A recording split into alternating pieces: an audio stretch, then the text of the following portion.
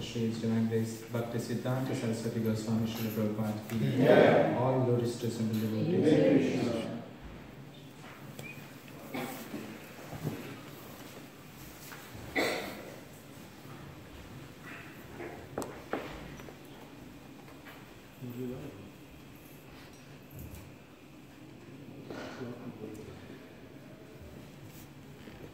Seeking blessings from Srila Prabhupada and Srila Prabhupada disciples, I'd like to speak about Lord Sri Ramchandra. Just 10 days back, we had a very wonderful celebration of Lord Ramchandra's appearance day. So, with that memory still fresh in the mind, I thought we could discuss a little more about Lord Ramchandra, if the screen comes up.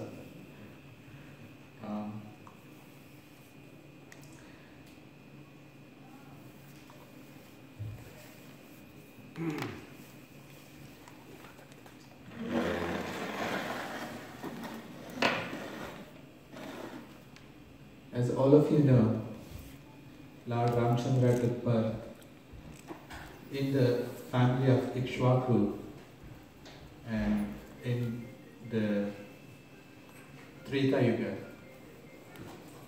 And there are many incarnations of Lord, starting from Matsya, Varaha, Kurma, Narasingha till Vamana, where it's very difficult for us to relate to these incarnations. We cannot imagine to be following in the footsteps of Narasimha. We cannot imagine to be following in the footsteps of Vamana.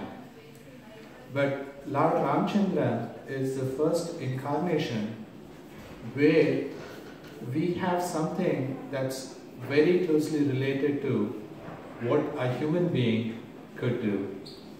So, as we keep talking about Lord Ramchandra, there is one verse in the 5th canto of Bhagavatam where there is a description of all the Bhugola and Kagola, the different planetary systems. And Lord Sri Hanumanji actually speaks this verse that's given in Bhagavatam that aptly summarizes the purpose behind Lord Ramachandra's appearance. And in that verse, Sri Hanumanji says, Martyavataras Viha Martya Shikshana Raksho Vadayeva Na Kevalam Vibho. So these are the first two lines where Sri Hanuman is praising or glorifying Lord Ramachandra by saying these two things, which actually concisely capture the purpose of Lord Ramachandra's appearance here. He says, Martyavataras Tviha Martya Shikshana.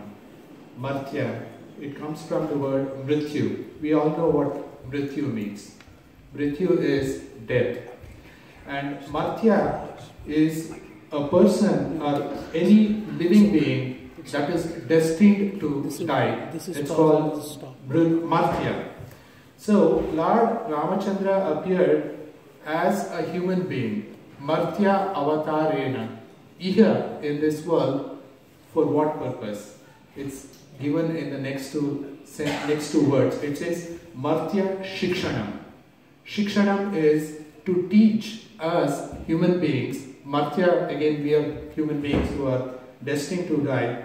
To teach us human beings how to live as human beings, to set ideals, to set goals for human beings to live. So this is the purpose of the appearance of Lord Ramachandra. And then going back to Bhagavatam, in the first canto, Sri Sukadeva Goswami is asked the same question by Parikshit Maharaj. Parikshit Maharaj is asking Sukadeva Goswami, this is before Sukadeva Goswami starts speaking about Bhagavatam. He says,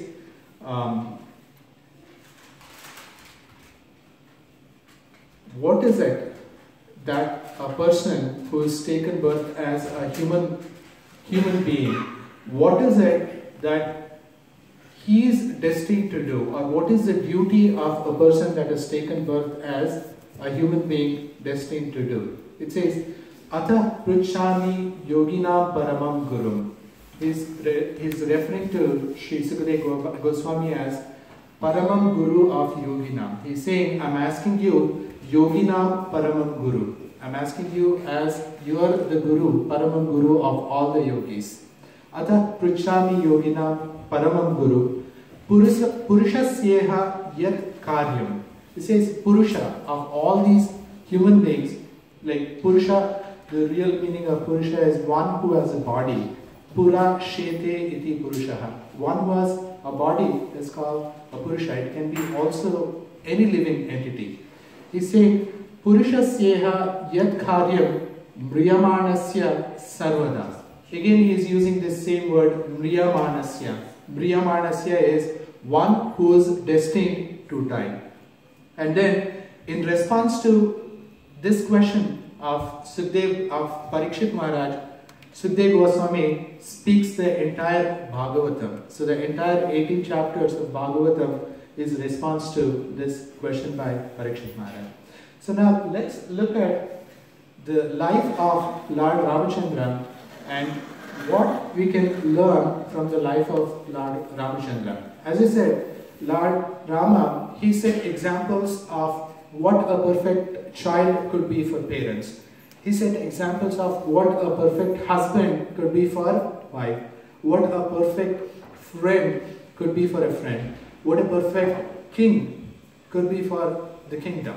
So he set all these standards, and then we look at some of these examples from Lord Rama's appearance.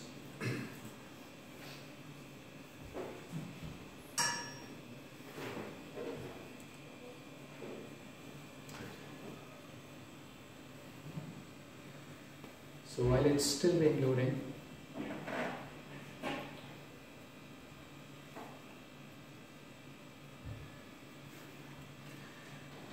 so let's go back to the childhood of Lord Ramachandra. And before we begin, I always like it to talk about the author of these works. Ramayana was written by sage Valmiki. And it's always nice to appreciate the authors of these great works for two reasons. One, to understand who the author is and their background, and second, to seek their blessings. Because unless we get the blessings of these great souls, we would never be able to understand their perspective. And that's why it's so important to understand the authors of these great works.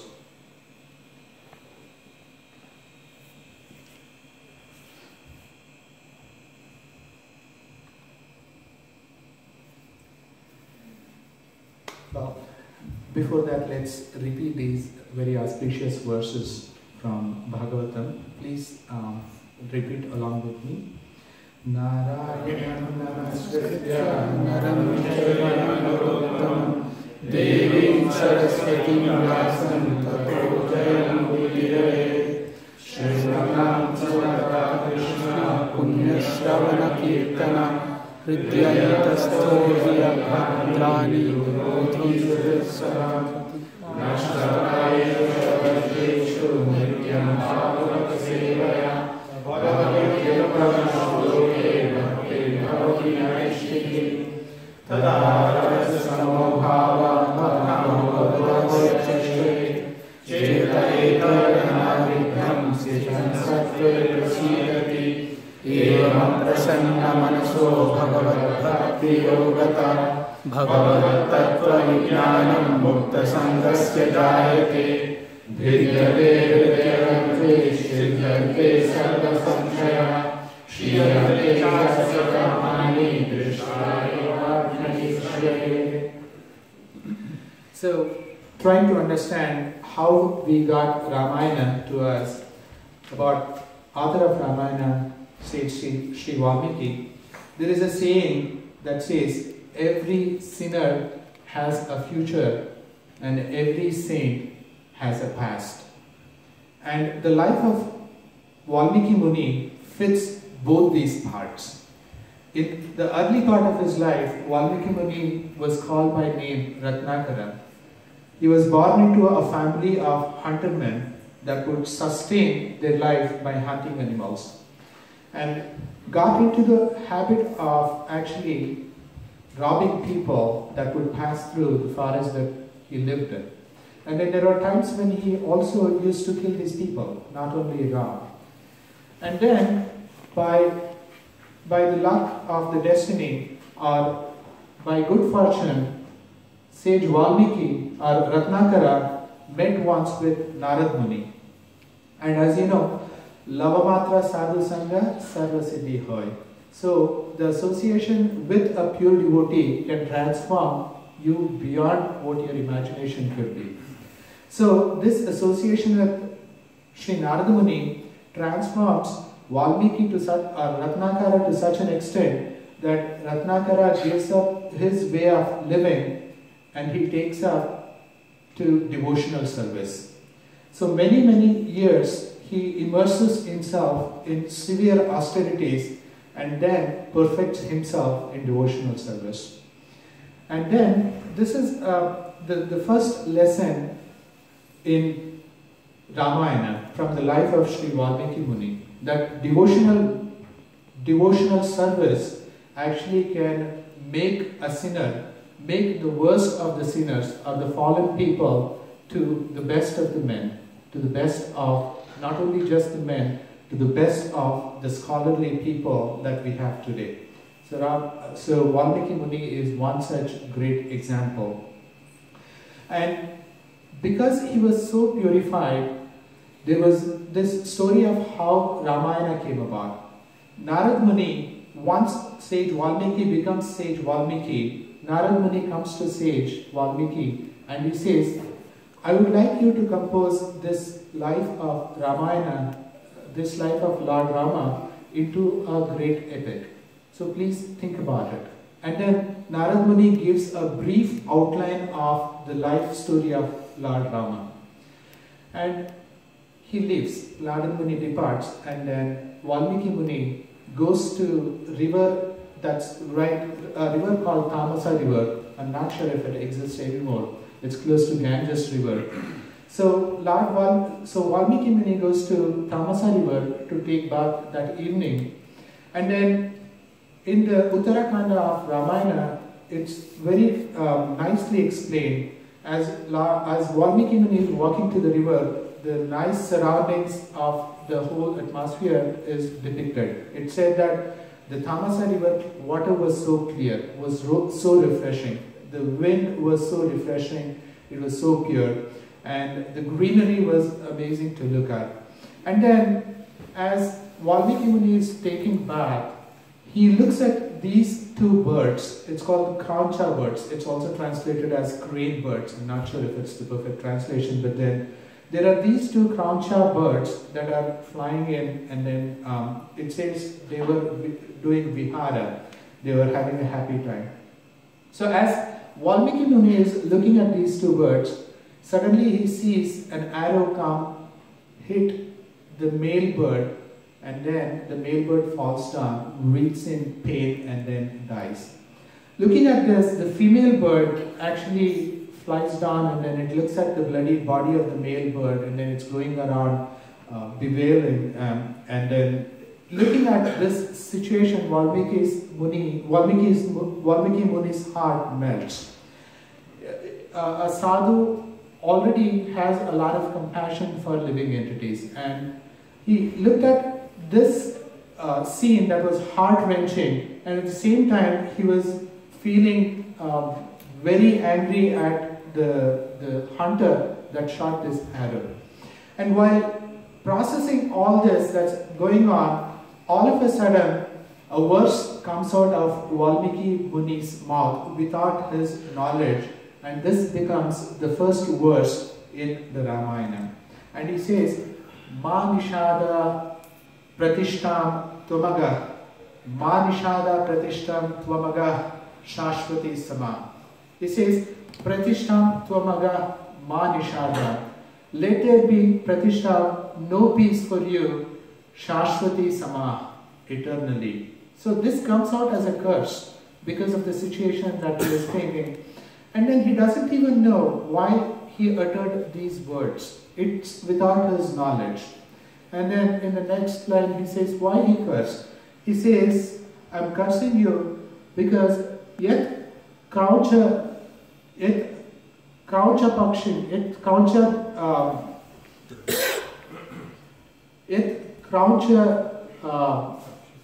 I'm forgetting the lines, but then he says, I'm cursing you because these two Kraucha birds were so happily going about their daily business. But then, why is it that you had to kill them? And of course it was the duty of a hunter it was his living given. But then all this had a plan. And then Valmiki Muni, after he utters these words, he's thinking, how come I uttered these words without even my knowledge? And then he notices that these verses that he uttered were very rich in grammar. Not only they were very rich in grammar, they were very,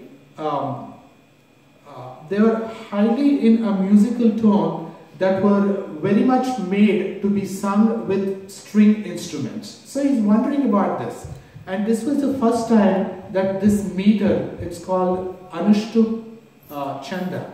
This is the meter that was unknown to Sanskrit poetry till that time. This meter actually came about without his knowledge.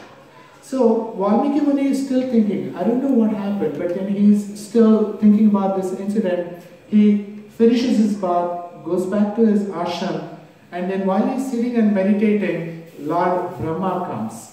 And Lord Brahma says, without your knowledge, whatever you uttered, it happened because I wanted it to happen.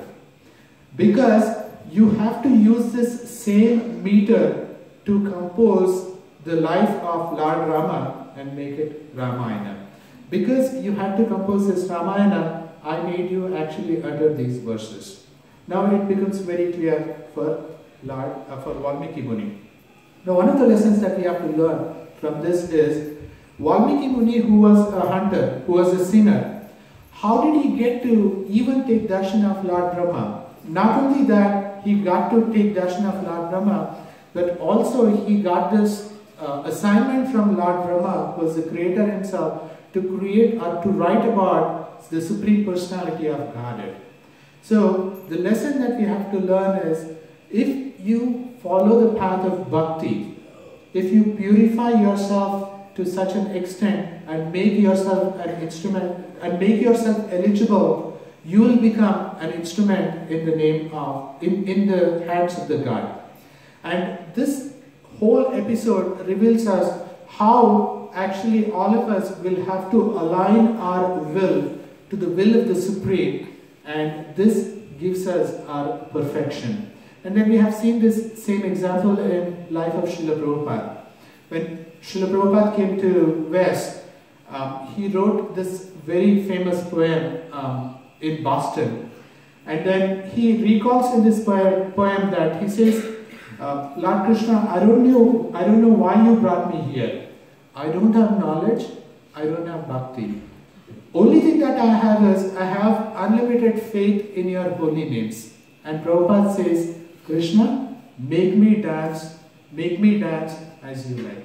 So, Prabhupada was ready to submit himself to be an instrument in the hands of Krishna. So there is an example, same example given with respect to Arjuna also. Arjuna, at the beginning of the battle, he was resisting to fight the battle for Krishna, giving so many seemingly valid reasons. But at the same time, when Krishna starts giving him the real knowledge, Arjuna accepts that, yes, Krishna, I'll do whatever you tell me to do. He says, Karishye Vachanam Tava. And Krishna even mentions to Arjuna that, Arjuna, give up all this and you just become an instrument in my hand. He says, Nimitta matram bhava savyasachin. He says, you become just an instrument and I'll take you forward. So going back to composition of Ramayana, Valmiki Muni composes Ramayana and then he passes it on to Lava and Kusha, who actually become his disciples. So Lava and Kusha actually learn Ramayana by heart. They go to Ayodhya and then they start reciting. And there is a beautiful story of how impressive these two kids were and how impressive the Ramayana was. They go around in Ayodhya singing the glories of Rama given in Ramayana, and then many of these people that come and listen to these, there is a story that's given that there are these sages that come and listen to Ramayana, and then at the end of Ramayana though, they are so filled, their heart is so full that they are like, I don't know what we should give it to you. I feel like I can give my life, but then I don't have anything. There are munis that just, they own only the kamandalu, the pot that they carry water with, and they say that I'm so filled with your narration of Ramayana, I want to give you this. And then there are sages that they have only one other kaupina to wear, lion plate to wear. They say, this is the only thing that I can give, I'll give it to you. So such wonderful stories and such wonderful narration from these two, Lava and Kusha, it's so heart-rending. Now, there are two other versions that are well known. One is from Sri Tulsidas called Ramcharitamanas, and original is original, but these have some additions and some changes from the original version, and it's called Tulsi Ramayana. It's also called Tulsi Ramayana. And one that's famous in South India, it's called Kamba Ramayana by a poet called Kamba, and it's titled Ramavataram. So going back to summarizing the purpose of Lord Rama's appearance, here Lord Hanumanji is talking in the 5th canto of the exact purpose, of summarizing the purpose of Lord Rama's appearance. The first two lines we already talked about is Martyavataras Tviha Martya Sikshanam Raksho Vadanyeva Na Kevalam Vibho. So Lord Rama came here not only to kill Rakshasas, Raksho Vadanyeva, he had to come and kill Kumbhakarna, he killed Ravana, but that wasn't the purpose of Lord Rama's appearance in totality. He says, Martyavataras Martya Shikshana, to give, to educate the human beings as to how you could be an ideal human being. And the first lesson that we learn from Ramayana is obedience. I just picked up this to just showcase how difficult it is to get obedience from children to begin with. So here this person is saying that it's easy to train cats and dogs rather than to train children. But this is the first one that we pick up from Ramayana, starting with the Balakanda. It's a very interesting story where Lord Rama is now 16 years old. He is still doing his education. He hasn't perfected the art of archery and other related arts required to fight enemies. And then Vishwamitra Muni actually comes. And Dasharatha receives Vishwamitra Muni, and then he offers him obeisances and then exchanges pleasantries. Vishwamitra Muni asks, how is the kingdom? How are your praja doing? Now, after exchanging all these things, Dasharatha is so overwhelmed at receiving Vishwamitra Muni. Dasharatha says, Vishwamitra Muni, please tell me how I can serve you. I'll promise I can do anything that's within my power to serve you. And then Vishwamitra Muni says, see Dasharatha, I'm actually performing a sacrifice for Loka Kalyanartha, for the good of all the people in this world. But then, as we are about to complete the sacrifice, there are these two demons called Maricha and Subahu. They actually appear from nowhere, and then they actually obstruct my yajna by pouring blood, by pouring meat onto the fire, the sacrificial fire. And that way, my yajna is not, they are not letting me complete my yajna. So I want a help from you that you have to send Lord Rama. He says you have to send Rama to actually annihilate, kill these demons so that I can complete my yajna. Now, hearing this, Dasharatha is heartbroken. He is saddened because he is still thinking Rama is only a child. He is only 16 years. So in so many ways he tries to convince Vishwamitra Muni. He says Lord Rama is still a child and he is still completing his studies. He hasn't perfected it. So let me come. Not only me, but I can bring my whole army to help you actually take out these demons. But then Vishwamitra Muni says, no, I want Lord Rama. Lord Rama is the only one that is eligible to do this. I want you to send Lord Rama. And Dasharatha keeps giving a reason over another reason to not send Rama. Finally, Vishwamitra Muni becomes very angry. And then Vasistha Muni actually talks, and then Vasistha Muni says to Dasharatha, you don't know the power prowess of Vishwamitra Muni. You don't have to fear anything for the safety of Rama if you send Rama with Vasistha Muni, with Vishwamitra Muni. And Vasistha Muni says, Vishwamitra Muni himself is actually capable of terminating these demons. It's not a big deal for Vishwamitra Muni to actually eliminate these demons. But he says, because Vishwamitra Muni is, after undertaking this sacrifice, he has taken a vow not to curse anybody or not to get angry. Because of which, if he gets angry, his yajna will not be completed. So please send Rama with Vishwamitra Muni. So once Vasistha Muni convinces Dasharatha, Dasharatha sends Lord Rama with Vishwamitra Muni, and along with Rama, Lakshmana also goes to the forest with Vishwamitra Muni. So one thing to note here about obedience. Now while this whole conversation is taking place between Dasharatha, Vishwamitra Muni, Vasistha Muni, Lord Ramachandra is also present. But then Lord Ramachandra doesn't open his mouth. He doesn't say, oh Father, I can go, let me send. Please send with me, send with Vishwamitra Muni for me to go annihilate these demons. He doesn't even say that, oh, you're thinking that, I don't know the art of archery. I have perfected the art of archery. Let me go. None of these things he says. One of the lessons that we have to learn is when people that we hold in high regard, that are knowledgeable, are making a decision about us, Lord Rama through his example is teaching, we should just let them decide and seek their blessings. So that's one of the lessons that we learn. And then on Lord Rama and Lakshmana accompany Vishwamitra Muni, and on the way they perfectly serve Vishwamitra Muni. So this brings us to the second lesson that we have to learn. We learned about the obedience to elders. Now we have to learn about the obedience to Guru. And Vishwamitra Muni actually not only protects Lord Rama and Lakshmana, but he gives them various weaponry. Even the highest of the weaponry, Brahmastra, is taught by Vishwamitra Muni to Rama. And then there are two of these vidyas called Bala and Atibala. Vishwamitra Muni gives them these two also.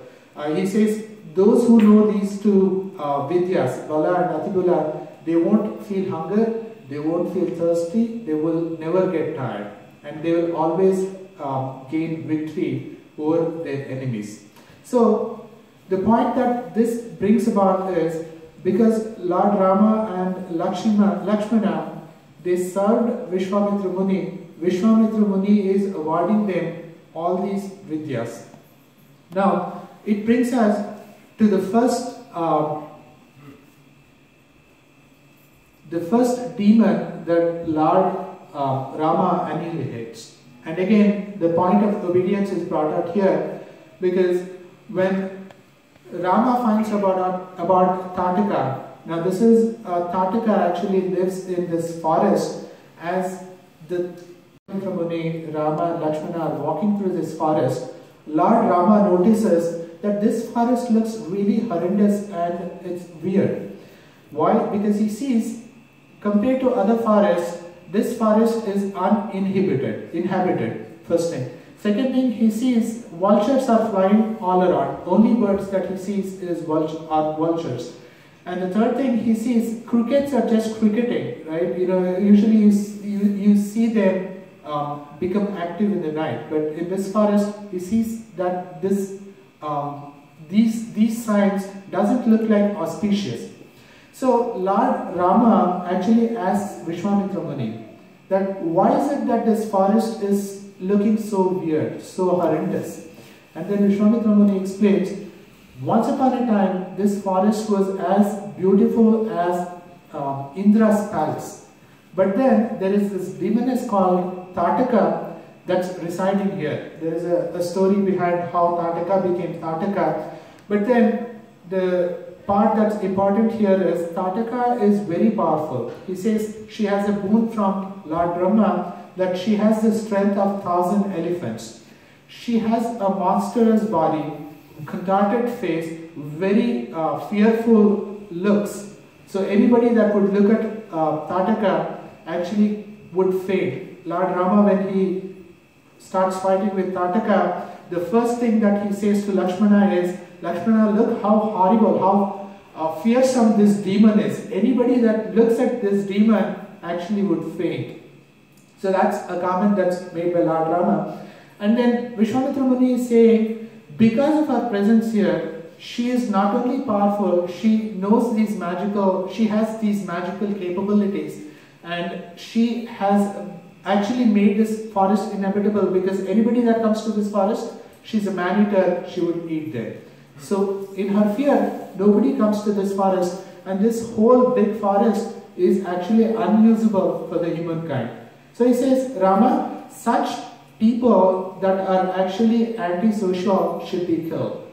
So you should kill Tataka. Now here is the question. In Shastras, it is said that women should not be killed. Striyo na vadarhaha. It says women should not be killed. So Rama knows this part. So Rama is humbly inquiring with Vishwamitra Muni. He says, but Vishwamitra Muni, she is a lady after all. She is a woman. And Shastra says women should not be killed. So how should I go about this? So this brings about the famous verse in Bhagavad Gita that says, Tadviti pranipatena pariprashnena sevaya upadekshanti te gnanam gnaninas tattvadarshinaha. So it says, gnanis that are tattvadarshis, that know the truth, tadviti pranipatena pariprashnena sevaya. To know the truth, you actually serve them humbly and inquire from them. And this is exactly what Lord Rama is doing. And of course, given that he is the Supreme, he knows answers to all these things. But then, to prove this point, to make us adopt this quality, Lord Rama is asking Vishwamitra Muni these questions. So Vishwamitra Muni answers. He says, yes, she is a woman. But then, when a person becomes bad to hurt the society, whether it's a man or a woman, that whatever that impedance to the society has to be removed. So Rama, do not hesitate, take out this demon. So Lord Rama then fights and then he kills demon. And then they proceed. There are many other stories that come. They proceed to Mithila. This is another famous lesson for a lot of us. So when he goes to Mithila, Janaka, who is the king of Mithila, he welcomes all the three, and then he offers pleasantries, he makes them sit, and then he tells them about Shiva Dhanush, the bow, the famous bow that was given by Lord Shiva to Janaka.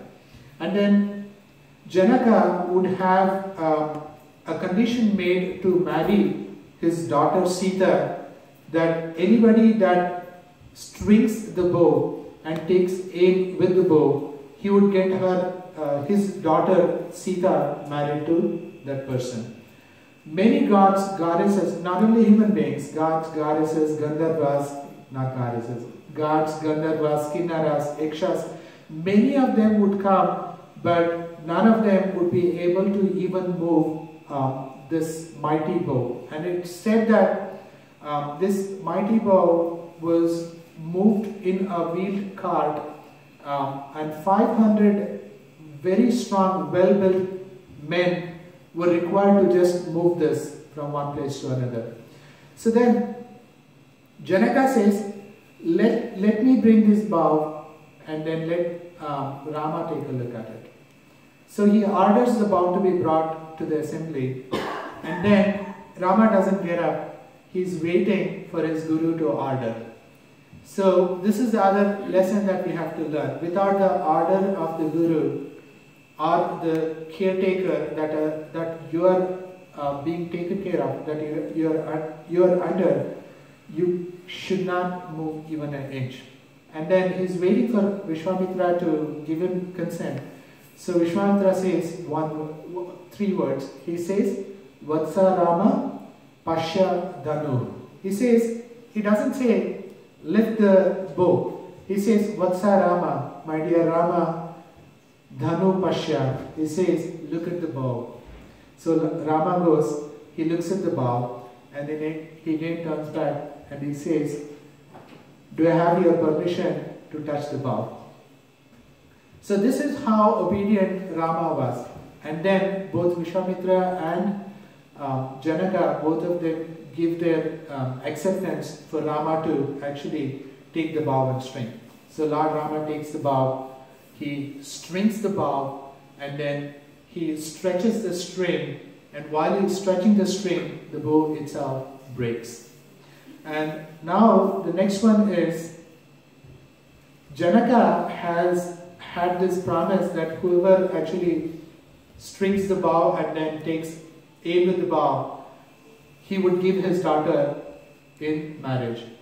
Now Lord Rama says, no, this is not enough. I want my parents to be here. If he wanted, he could have actually said yes and then gotten married without his parents getting involved. But then he says no. And Janaka Maharaj actually sends forth his ministers to bring Rama's parents, and then the marriage happens. So this is all the Balakanda.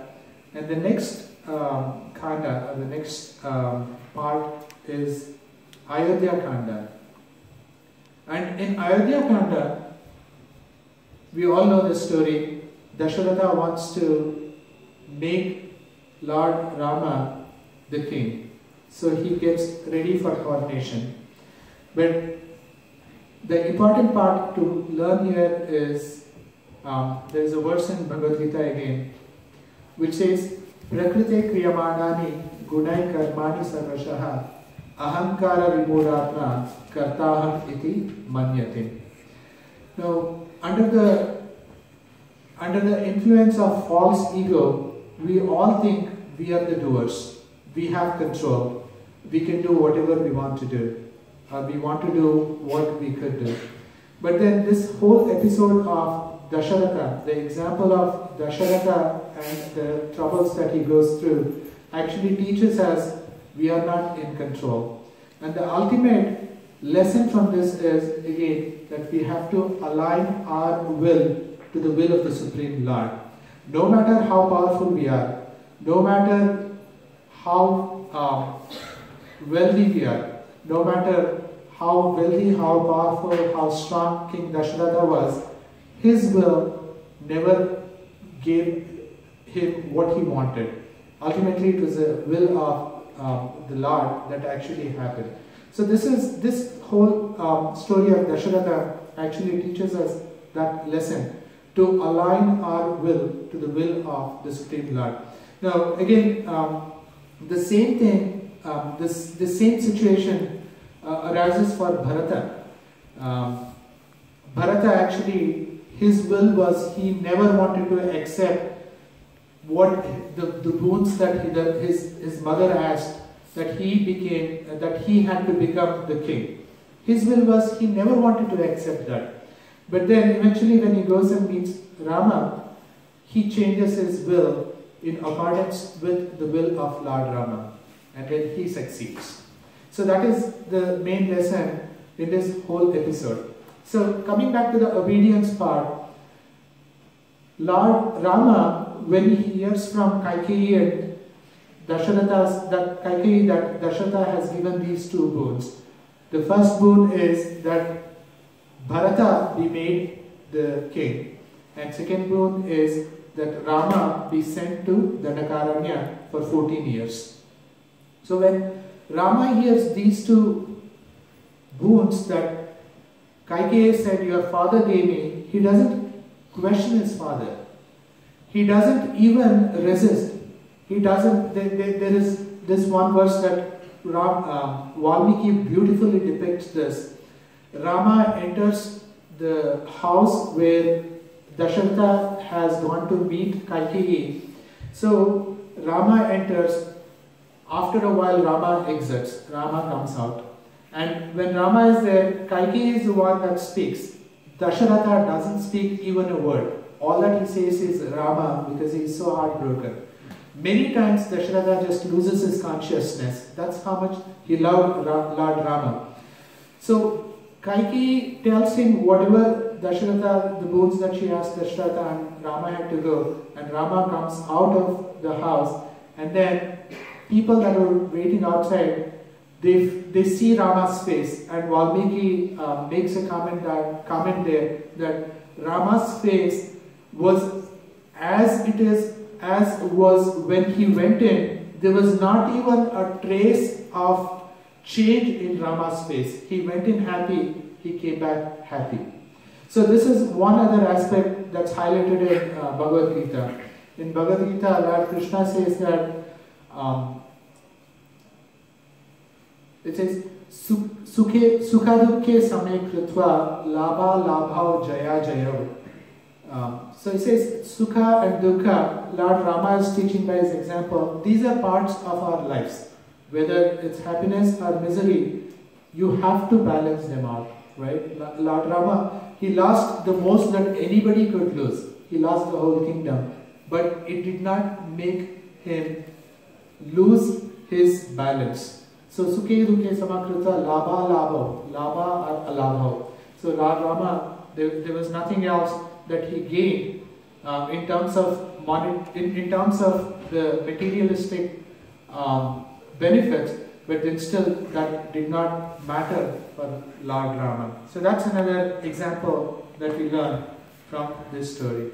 So finally, there is a long story again between how he convinces Lord Kaushalya to let him go, and then he tries to convince Mother Sita to not go with him.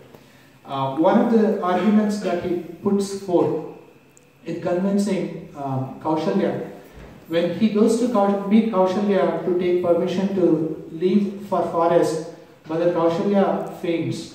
She says that you don't go, Rama. You stay here and then you actually take over. But then he doesn't listen.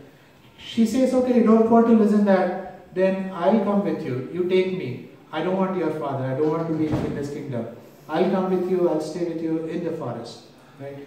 But then he convinces Mother Kaushalya by saying the first preference for a lady is not son but husband.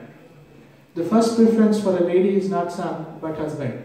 At the same time, the first preference for the son is not mother but father. So one of the arguments of Mother Kaushalya is that, see, you are following your father's words and then you are going to forest. So she says, what does Veda say? It says, Veda says, Matru Devo Bhava, then Pitru Devo Bhava, then Acharya Devo Bhava. She says, so Matru comes first. So because Vedas say Matru Devo Bhava, you should actually, my words should oversee your father's words. So you should listen to me, not go to forest. And Lord Ramchandra says, yes, you are true, but I cannot accept that because of two reasons. The first reason he says is that you as a mother, you're telling me, but then first thing is you're a praja of Dasharatha, who is a king. So a king's order is more than anybody that's living in his kingdom, his praja or his subjects' order. So I cannot do that, right?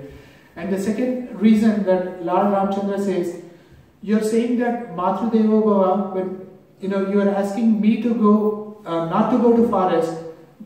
But then for a mother, the word of husband has to be more than the word of her own self. So the chastity of a woman is to leave aside her priorities and prioritize husband's words. And that is why dharma of a woman is to follow the words of her husband, and that is why your words violate these two, I cannot follow these two. And then he goes to Mother Sita, and he tells Mother Sita that you should stay here. If I go to forest, there has to be somebody to take care of my mother and father. So as my representative, you stay here and take care of my mother and father. And then Sita says, no, I cannot stay. Mother Sita, I cannot stay here. Why? Because the position of a wife is to be shadow of a husband. So wherever the husband goes, I have to follow him. And Lord Rama says, well, yes, that's true, but then you don't know where I am going. Mother Kaikeyi has asked me to go to Dandakaranya. Dandakaranya in those times was the worst of the forests. It was the thickest forest, the demons, wild animals. It's very hard to live in Dandakaranya. So I cannot take you. It's ridden with dangers. And then Sita uses this one argument for which Rama then accepts to take her. Sita says, oh, is that so?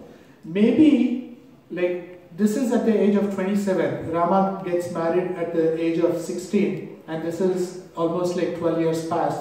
So Mother Sita says, maybe 12 years back, if my father had known this truth, he would never have given me in marriage to you. And Lord Rama says, what truth?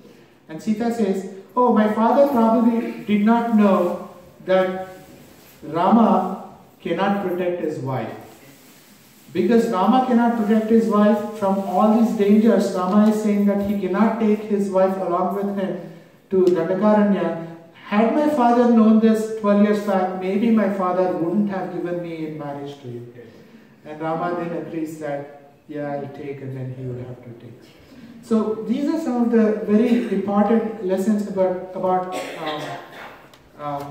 life of Lord Rama that we learn from Ramayana. So I'll end here. If you have any comments, questions, maybe in a minute we can finish the talk.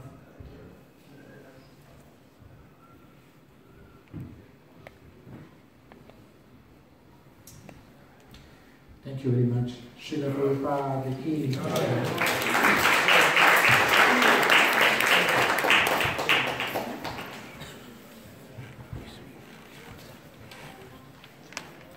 Hare Krishna. Hare Krishna. Krishna Krishna.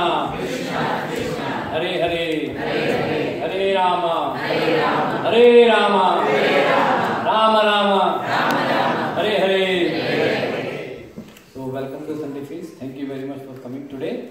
So thank you very much Shyam Kumar for giving a wonderful class. So let's thank one more time to